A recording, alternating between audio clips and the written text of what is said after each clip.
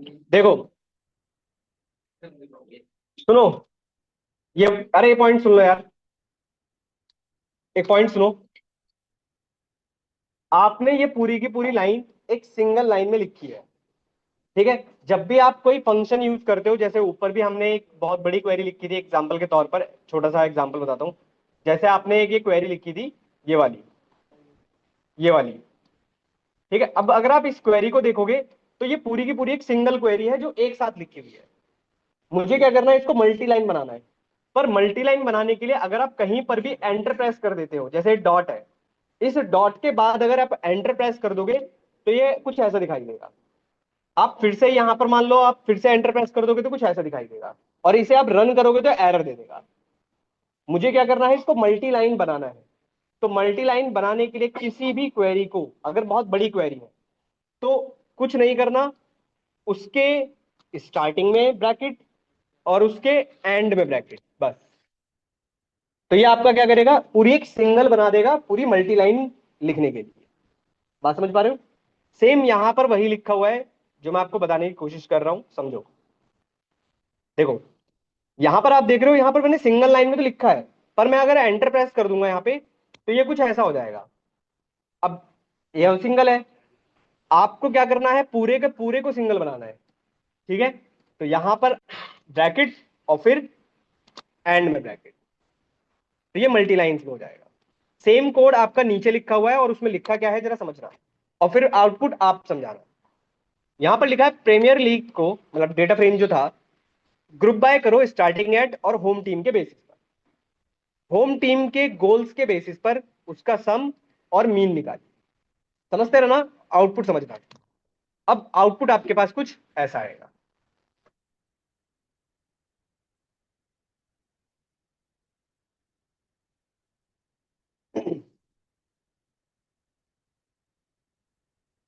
अब आप लोग एक और समझो साथ के साथ, एक तरीका ये भी है लिखने का, इसको मैं कमेंट कर रहा हूं फिलहाल। और एक तरीका ये भी है लिखने का, इसको मैं यहां ले लेता हूं।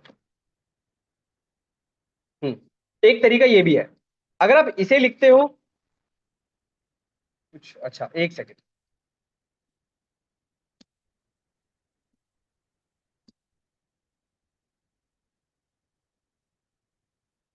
चलिए।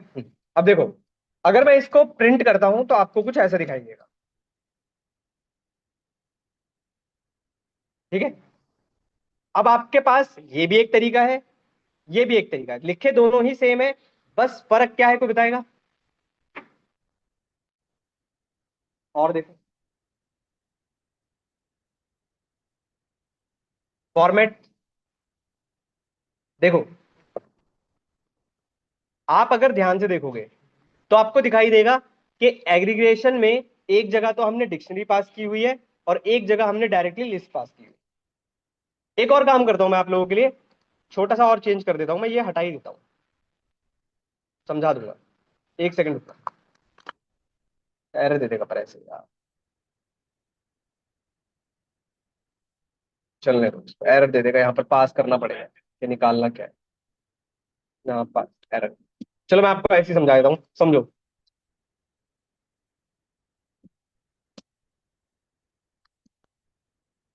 हम्म, समझो। देखो, ये जो एग्रीगेशन नाम का फंक्शन है, इस एग्रीगेशन नाम के फंक्शन के अंदर आपके पास एक डेटा स्ट्रक्चर पास करना होता है, ठीक है। यहां पर आपने लिखा है पहले कि किस के लिए कर रहे हो और उसके ऊपर क्या एग्रीगेशन परफॉर्म करना है, एक आपने ये लिखा है।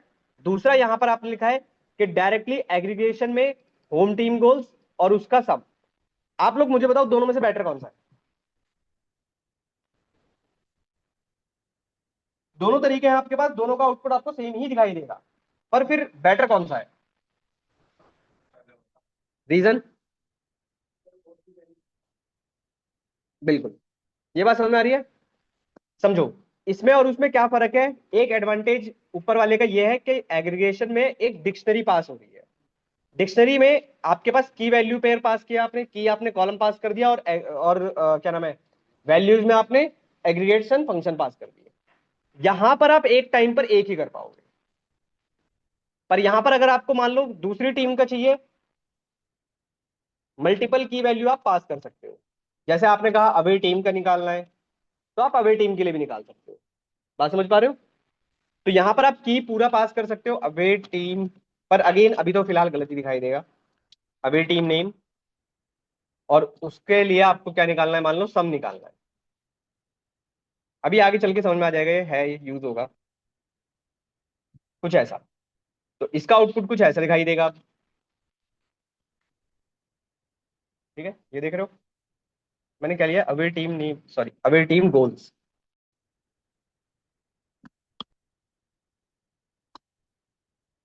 ठीक है, तो ये अवे टीम। पर ये वाला सिंटेक्स मैं यहां पर नहीं लिख सकता था, क्योंकि यहां पर फिर आपको पूरा चेंज ही करना पड़ जाता। बात समझ पा रहे हो?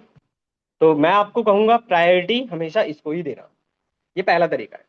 और देखो, अरे ये तो सब वही है, इनको छोड़ो। इसके बाद जो मुझे दिखाना है, स्वैप लेवल। चलो स्वैप लेवल देख लो पहले एक बार। स्वैप लेवल्स का क्या मतलब होता है पहले समझ लेते हैं। आपने ऊपर देखा था जैसे ये है, इसके दो इंडेक्स है। मैं डायरेक्टली बता रहा हूँ, ऐसे समझो, इसको इंपॉर्टेंट नहीं है, बस ध्यान रखना। आपने देखा कि भाई अभी इस क्वेरी में पहले ग्रुपिंग किससे हो रही है, स्टार्टिंग एट से, और फिर किससे हो रही है, टीम नेम से। ठीक है, तो आपके पास दो इंडेक्स बने, एक बना स्टार्टिंग एट और एक आपका बना home team name. Swap level का मतलब होता है आपस में स्वैपिंग। मतलब भाई होम टीम नेम को इधर कर देना और स्टार्टिंग एट को इधर कर देना। सिंपल सा मीनिंग है, इसको बोलते हैं स्वैपिंग। कुछ करते कैसे हैं देखो। जैसे ये आपके पास एक रिसेट इंडेक्स करके लिखा हुआ है, जिसमें आपको यहां पर ये दिखाई दे रहा नॉर्मल। आपने यूज किया स्वैप लेवल, तो स्वैप लेवल में आप देख रहे हो स्टोर नंबर पहले आ गया और फैमिली आपके पास बाद में आ गया। देखो, मेरे कहने का क्या मतलब है, यहां पर आपको फैमिली पहले दिखाई दे रहा है, स्टोर नंबर बाद में दिखाई दे रहा है।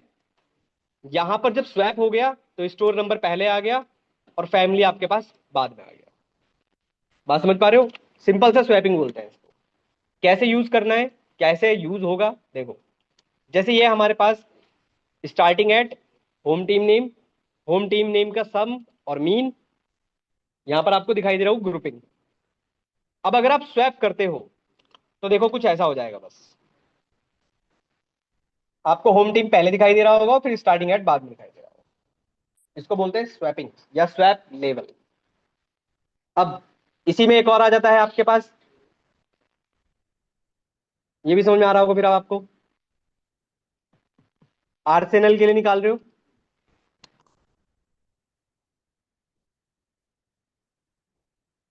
ये क्या है भाई, आपने स्वैप कर दिया लेवल्स, तो होम टीम तो पहले चला गया, डॉट लॉक, और लॉक के अंदर आपने एक टीम पास कर दी। उस टीम ने जिस जिस डेट पर मैच खेला था और उसके कितने गोल थे और मीन गोल कितना था, वो आपको निकल कर आ जाएगा। तो आप इस तरीके से भी पास कर सकते हो, ये भी एक तरीका है। मल्टीपल वेज है, आप कोई भी यूज करो, तरीके सारे पता होने चाहिए।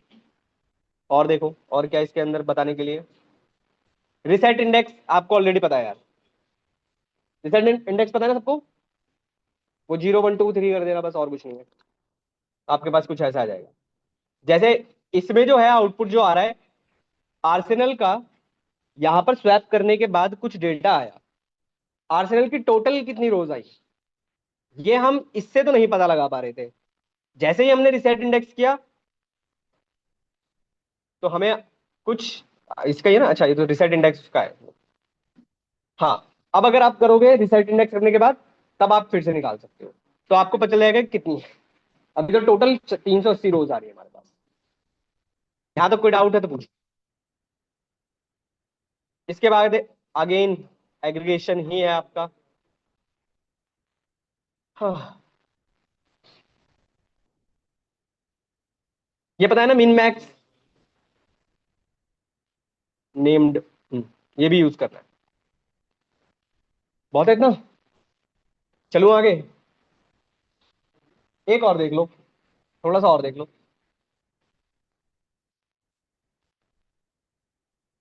थोड़ा सा और देख लो यार। देखो, यहां पर आपने ग्रुपिंग की है, स्टोर नंबर और फैमिली के अकॉर्डिंग उसकी सम निकाला है, सिंपल। ठीक है, यहां पर भी आपने सेम वही काम किया मल्टीपल एग्रीगेशन का यूज करके। अब यहां पर समझो, ये पर्टिकुलर कॉलम के लिए निकाल रहे हो, ये भी हम कर चुके हैं भाई। ग्रुप बाय एग्रीगेशन, सेल्स का सम और मीन, ऑन प्रमोशन के लिए क्या निकाल रहे हो, मीन और मैक्स। ठीक है, पर अब बात करते हैं कि हमारे पास एक और जो तरीका है वो भी आता है। अब इसको समझो, इसको समझना। ये आपका डेटा फ्रेम है, डॉट ग्रुप बाय फैमिली और स्टोर नंबर के अकॉर्डिंग,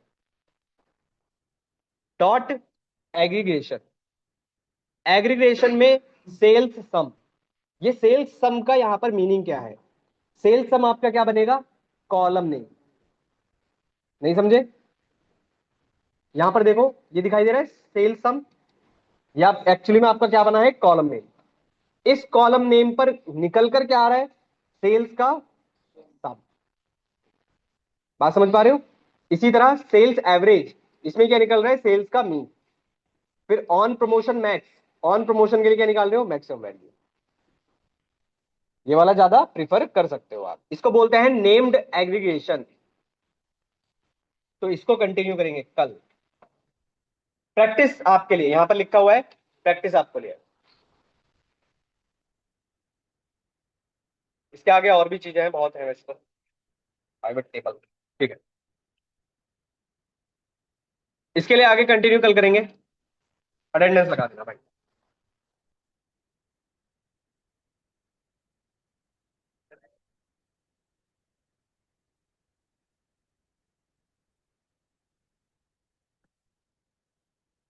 असाइनमेंट मिल गया डेटा फ्रेम का, स्टार्ट करना, करो इस पे स्टार्ट काम, तभी प्रैक्टिस कर पाओगे।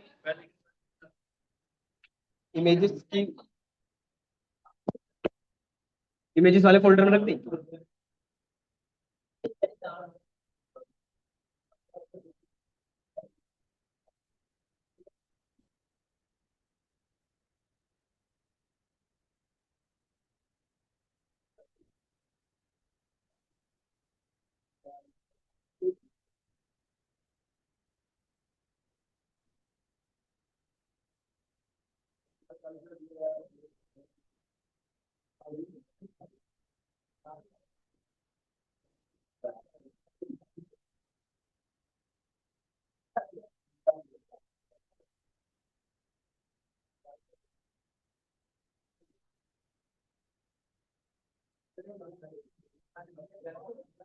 आपने इमेजेस का फोल्डर कहाँ है, डाउनलोड। हाँ,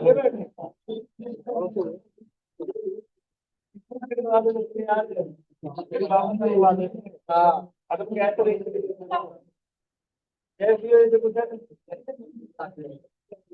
और आपकी फाइल का, हाँ दिल्ली में है ना, फोल्डर है, फाइल है। वो जो फोल्डर है उसके अंदर इमेजेस का फोल्डर रखो ना। एक अंदाज से आप आपके पास इमेजेस उठाकर,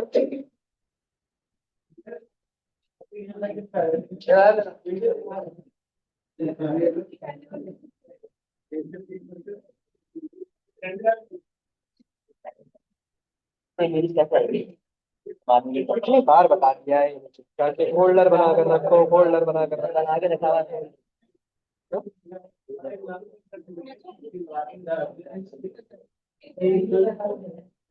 हाँ, बैक करना,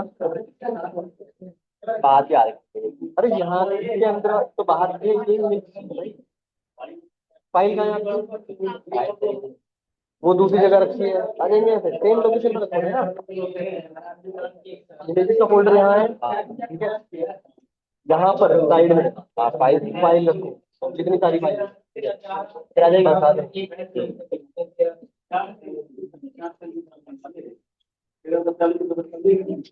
ये आपने ओपन कहाँ किया हुआ है, बिल्कुल नोटबुक से ओपन कर दो ना।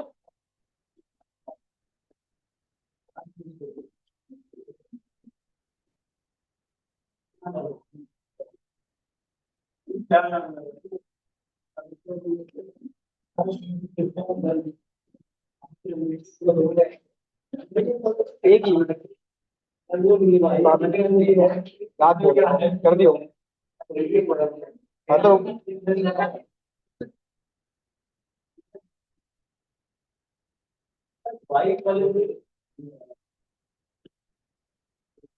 फोल्डर एक ही रखना है आप लोगों को, उसी के अंदर सब वैसे बता रहा हूँ मैं।